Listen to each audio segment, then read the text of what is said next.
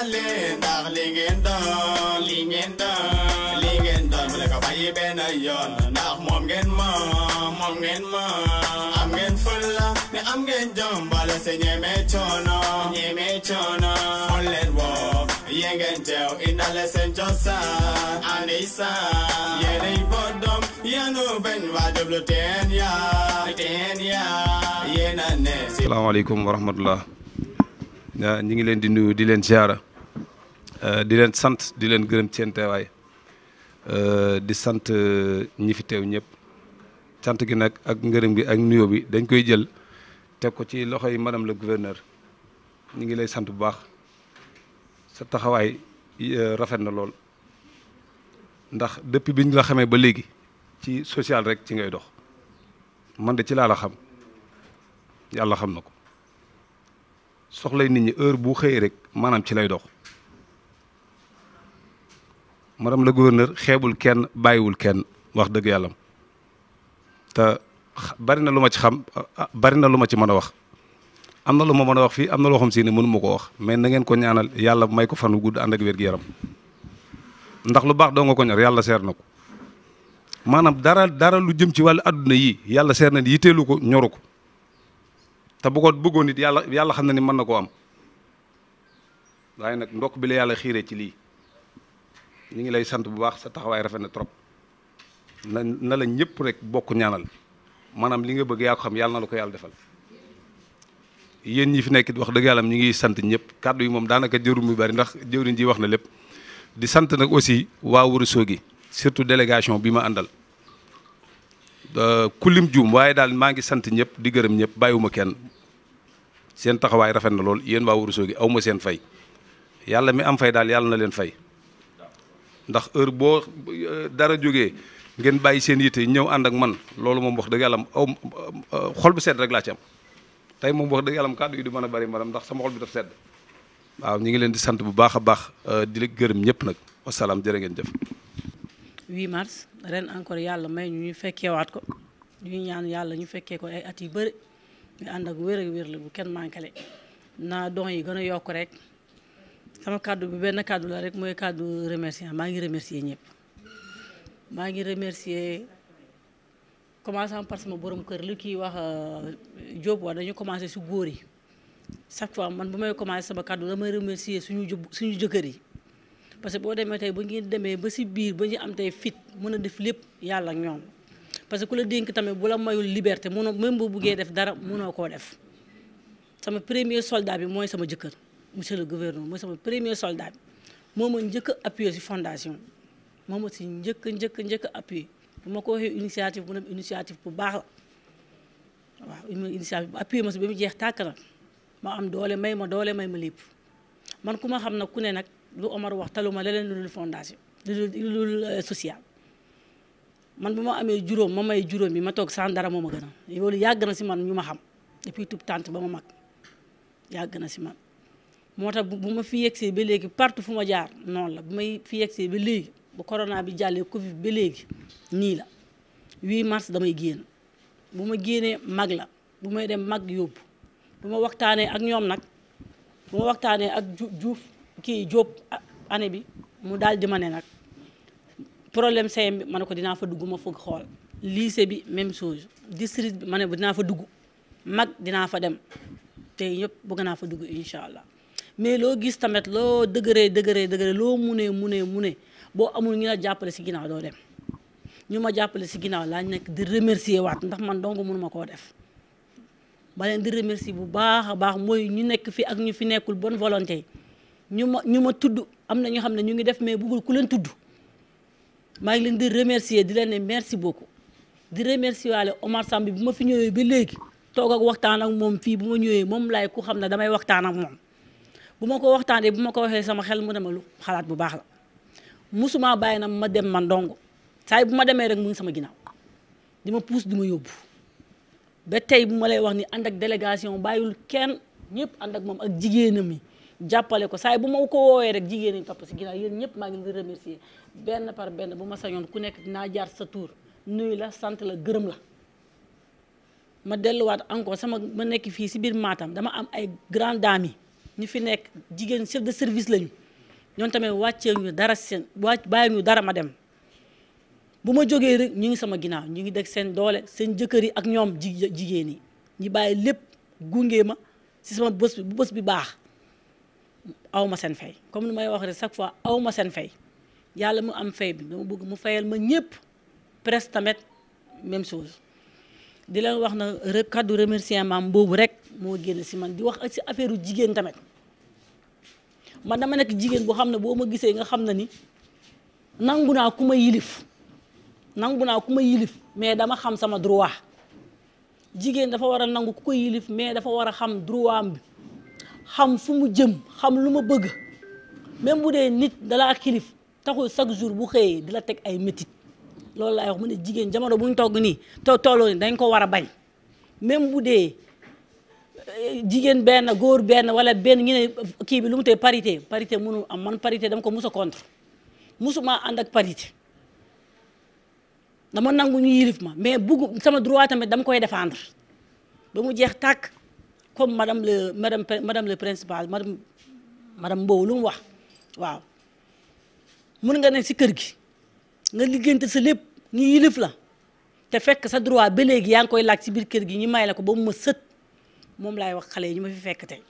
nee naa jigéen day am caractère jigéen day am fulla jigéen day am dignité jigéen day respecté boppam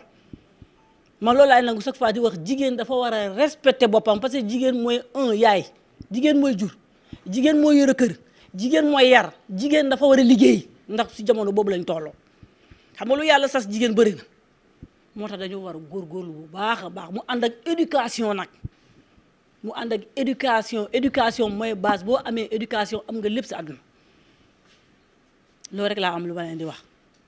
déggal waajur am éducation xam foo jëm xam lu nga bëgg bu la kenn yàkkal boo tollee xale bi jamono bi si tout tànk ngeen tolloo mais ñu leen di yedd mais bu subaa da ngeen di xam lu ngeen noonu wax lan la bu leen nangu kenn trompé leen bu leen nangu kenn dugal leen si jeu bu leen nangu kenn dugal leen éducation caractère ferme loolu laay ñaan chaque fois xale yi jigéen te xam naa loolu tamit xanaa da ngeen koy madame la principale da ngeen ko koy mayee merci beaucoup kaddu ga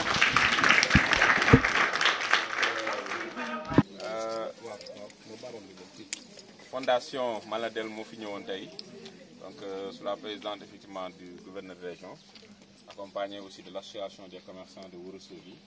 ak aussi l'association donc des épouses des chefs de service de la région donc ñoom ñoo fi ñëwoon tey parce que dafa am benn prétexte mooy lan journée internationale de la femme du 8 mars ñu ko doon célébrer mais nag daan def célébration bi dafa daan am kumbaay bu bëri mais dañoo gis ni aussi problématique yi dafa bëri ci école bi bëri ci santé bëri également aussi dans les services sociaux donc moom muy ren comme mag rek la daan dem ci mag bi rek ren dina jéem a xool en tout cas les services sociaux ba xam nan la fay mën a duggee donc entrée bi moo doon santé dafa xaw a yaatu mais fan la ñuy jaar donc bi ñu discuter ak vraiment docteur mu ne CREN bi dañ koy waaj a réhabiliter ci lañ nekk. Oui, effectivement, c'est un plaisir aujourd'hui de recevoir donc la délégation de Madame le Gouverneur, accompagnée vraiment donc des chefs de service, des épouses des chefs de service et de tous les autres membres de sa délégation.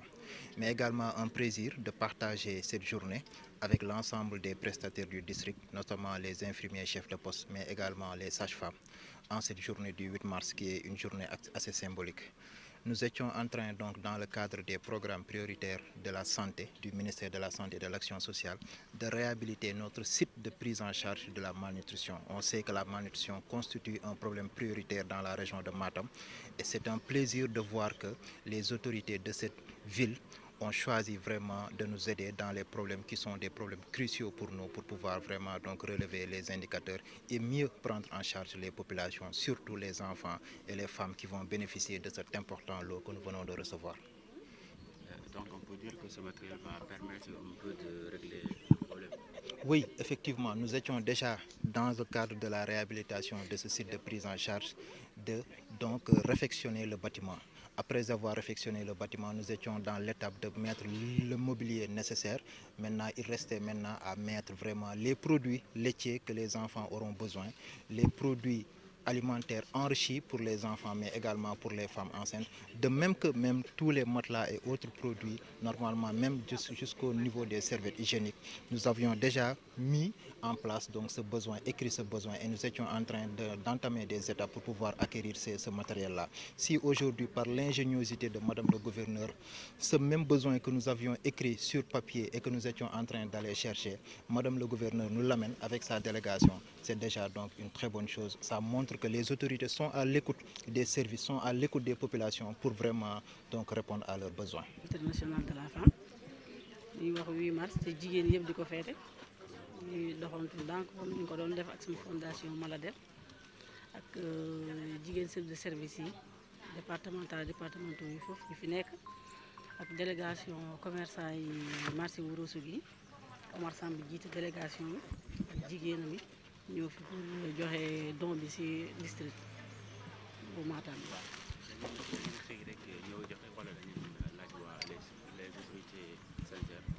déedéet comme ni ñu ko daan defee rek comme chaque année ni ñu koy def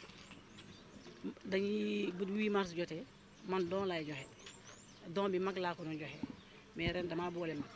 ma boole CM bi boole district bi ak lycée pour di joxe don bi yéeguñu ko mais dañoo xam ne ni hôpital soxla na ko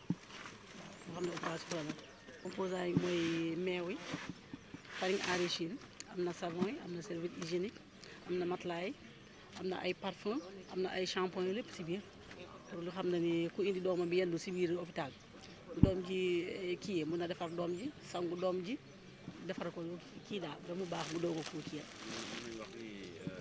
Starbucks Fondation Maladel mooy contribuer à l'amélioration des conditions de vie des populations. loolu mooy objectif am même bu mu jógee bu ma ko fondé ba léegi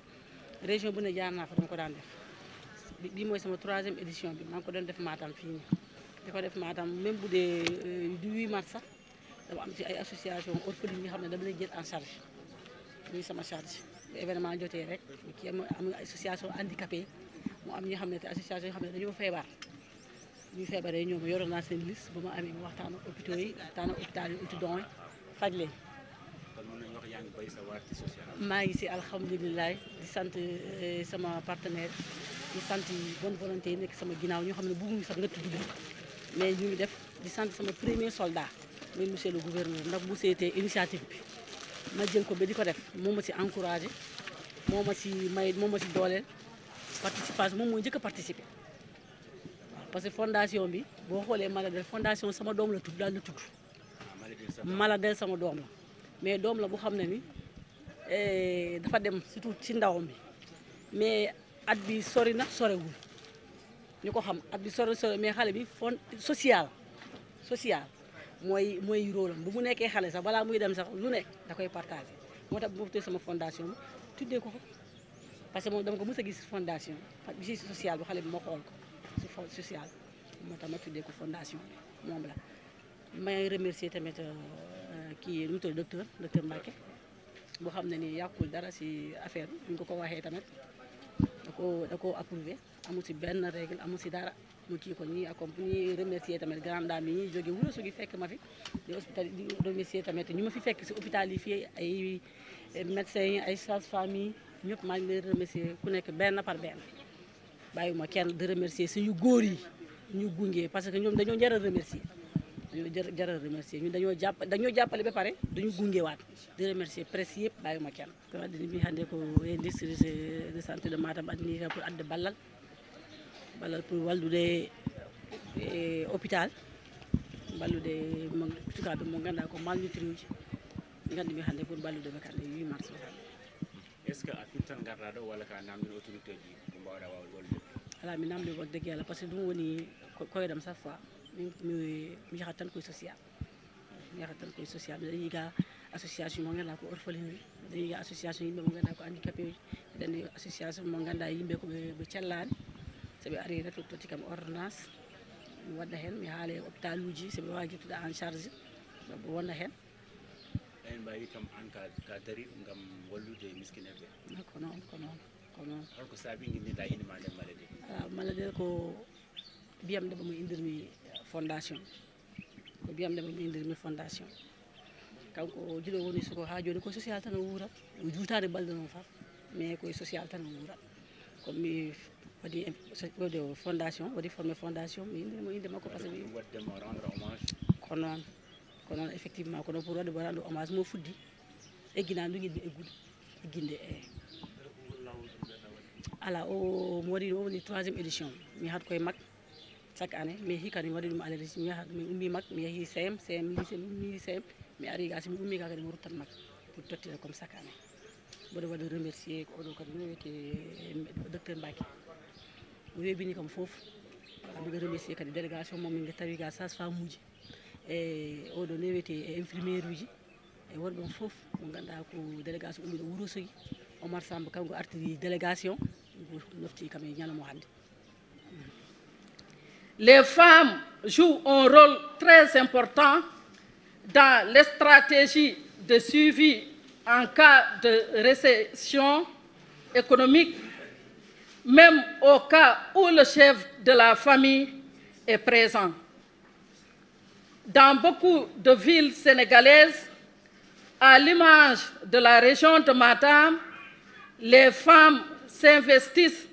dans le secteur informel, assumant les besoins du ménage. Cependant, les difficultés d'accès au crédit dues aux conditionnalités très lourdes pour les personnes à faible revenu ne militent pas en faveur des activités économiques des femmes. Elles développent d'autres sources de financement basées sur les canaux solidaires et destinés exclusivement aux femmes. Les différentes formes de solidarité des femmes dans les différentes espaces domestiques, villageoises, communautaires, régionales, leur confèrent une sécurité financière pouvant soutenir leurs activités économiques. La ramification de leur réseau de solidarité sociale dans les différents espaces au lieu de fréquentation et de rencontres permet aux femmes de contribuer ou même de prendre en charge la subsistance des ménages. Bien que la société définisse des formes d'autorité des hommes sur les femmes par rapport au comportement et le rôle à jouer, les femmes disposent d'astuces